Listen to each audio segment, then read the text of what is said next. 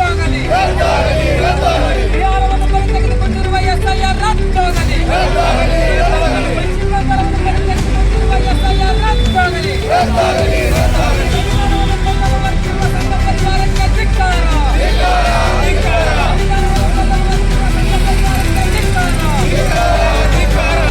बीदर शहर से एक बड़ी खबर सामने आई है। स्पेशल इंटेंसिव रिवीजन यानी कि SIR के खिलाफ जन जागरूकता रैली का आगाज आज बीदर शहर के अंबेडकर सर्कल से किया गया। SIR विरोधी कर्नाटका और रेदलू कर्नाटका के साथ कई सियासी पार्टी और तरक्की पसंद तंजीमों ने इस रैली का इंतजाम किया है। ये जन जागरूकता रैली 13 जून से शुरू होकर कल्याण कर्नाटका के तमाम जिलों से गुजरेगी और 20 जून को बेंगलुरु के फ्रीडम पार्क में एक बड़ी इजलास पर खत्म होगी। रैली को हरी झंडी दिखाते हुए रेदलू कर्नाटका के लीडर JM वीरासंगैया ने कहा कि SIR के नाम पर लाखों मुस्तहिक वोटर्स को उनके दस्तूरी हक रायदही से महरूम नहीं किया जाना चाहिए। उन्होंने हुकूमत और इलेक्शन कमीशन से मुतालबा किया है कि किसी भी मुस्तहिक वोटर का नाम वोटर लिस्ट से खारिज ना किया जाए और जिनके पास ज़रूरी डॉक्यूमेंट्स नहीं है उनकी मदद की जाए। मुख्तलिफ सियासी और समाजी तंजीमों के नुमाइंदों ने कहा कि वोट देना हर शहरी का दस्तूरी हक है जिसे किसी भी सूरत में छीना नहीं जा सकता।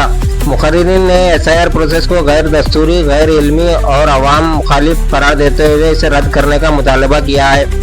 इस रैली में बयान करते हुए बसवा मंटपा की सत्या देवी, CPI के लीडर बाबूराव होन्ना, दलित संघर्ष समिति के मारुति बुद्धे, KPCC महिला विंग की स्टेट वाइस प्रेसिडेंट राजश्री स्वामी और आम आदमी पार्टी के जिला अध्यक्ष सिद्धप्पा फुलारी ने कहा कि वोट देना हर नागरिक का संवैधानिक अधिकार है जो भारत रत्न डॉक्टर BR अम्बेडकर ने दिया है और किसी भी नागरिक को इस अधिकार से महरूम नहीं किया जाना चाहिए।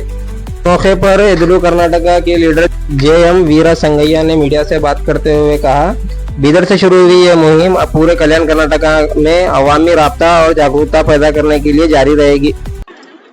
ಪ್ರಕ್ರಿಯೆ ಏನಿತ್ತಲ್ಲ ಇದು ಅತ್ಯಂತ ಸಂವಿಧಾನ ಮತ್ತು ಪ್ರಜಾಸತ್ತಾತ್ಮಕ ವಿರೋಧಿಯ ಕ್ರಮ.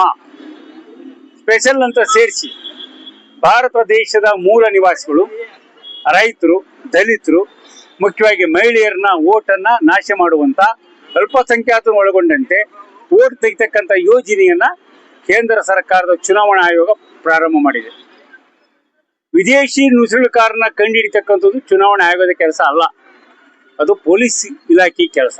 ಆದರೆ ನಮ್ಮ ಓಟ್ಗಳನ್ನ ಇಲ್ಲದಂತ ಮಾಡ್ತಕ್ಕಂಥ ಪ್ರಕ್ರಿಯೆಯನ್ನು ಏನು ಪ್ರಾರಂಭ ಮಾಡಿದಾರೆ, 10 ನಿಯಮಗಳನ್ನು ನೇಮಿಸಿದ್ದಾರೆ. ಒಂದು ಸ್ಪೆಲ್ಲಿಂಗ್ ಮಿಸ್ಟೇಕ್ ಇದ್ರೆ, ತಂದೆ ತಾಯಿಯ ಡಾಕ್ಯುಮೆಂಟ್ ಇದ್ರೆ, ಅಂದ್ರೆ ವಾಸ್ತವವಾಗಿ ನಮ್ಮ ಚುನಾವಣೆಯ ಕಮಿಷನ್ ಕಾಯ್ದೆ ಒಳಗ 43ನೇ ಒಂದು ಆಯ್ದ ಭಾಗ ಏನು ಬರುತ್ತಂದ್ರೆ, ಅಕ್ಕಪಕ್ಕ ಇರ್ತಕ್ಕಂಥ ಜನರನ್ನ ಪಂಚನಾಮೆ ತಗೊಂಡು ಓಟ್ ಕೊಡ್ಬೇಕಂತಕ್ಕಂಥದ್ದಿದ್ರು ಕೂಡ ಅದನ್ನ ಮರೆಮಾಚಿ ಈಗಾಗಲೇ ಭಾರತದಲ್ಲಿ 7 ಕೋಟಿ ಜನರ ಓಟನ್ನು ತೆಗೆದುಹಾಕಿದ್ದಾರೆ.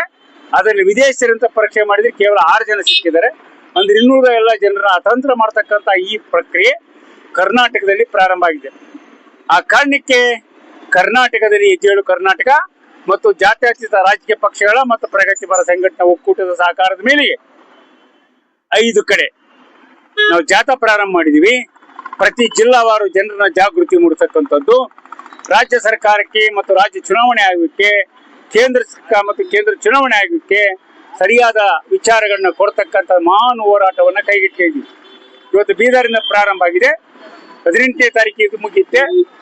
20ನೇ ತಾರೀಕು ಫ್ರೀಡಂ ಪಾರ್ಕ್ ಅಲ್ಲಿ ದೊಡ್ಡ ಸಂಖ್ಯೆಯಲ್ಲಿ ಸೇರಿ ಈ ಸರ್ಕಾರಗಳಿಗೆ ಎಚ್ಚರಿಕೆ ಕೊಟ್ಟು ಯಾವುದೇ ಕಾರಣಕ್ಕೆ ಈ ದೇಶದ ಮೂಲ ನಿವಾಸಿಗಳು 30-40 ವರ್ಷ ವಾಸ ಮಾಡಿದ ಓಟನ್ನ ಸ್ಪೆಲ್ಲಿಂಗ್ ಮಿಸ್ಟೇಕ್ ಮೇಲೆ ಇನ್ನೊಂದ್ರ ಮೇಲೆ ತೆಗಿಲಿಕ್ಕೆ ನಮ್ದು ಒಪ್ಪಿಲ್ಲ. ನುಸುಳುಕೋರ್ನ ಹೊರಗೆ ಹಾಕಕ್ಕೆ ನಮ್ದೇನು ಅಭ್ಯಂತರ ಇಲ್ಲ. 70ರನ್ನ ತೆಗಿಬಹುದು, 18 ವರ್ಷ ಮೇಲ್ಪಟ್ಟನ್ನು ಸೇರಿಸ್ಬೇಕು. ಈ ಪ್ರಕ್ರಿಯೆ ಮಾಡೋವರಿಗೂ ಕರ್ನಾಟಕದಲ್ಲಿ ವಿಶ್ರಮಿಸಲ ಅಂತಕ್ಕಂಥ ರೀತಿಯಲ್ಲಿ ಜಾತ್ಯತೀತ ಪಕ್ಷಗಳು, ಸಂಘಟನೆಗಳು ನಿರ್ಧಾರ ಮಾಡಿದ್ವಿ. ಈ ಹೋರಾಟವನ್ನು ಮುಂದುವರಿಸ್ತಾ ಇದ್ವಿ. JM वीरसंगಯ್ಯ, ಎದ್ದೇಳು ಕರ್ನಾಟಕ.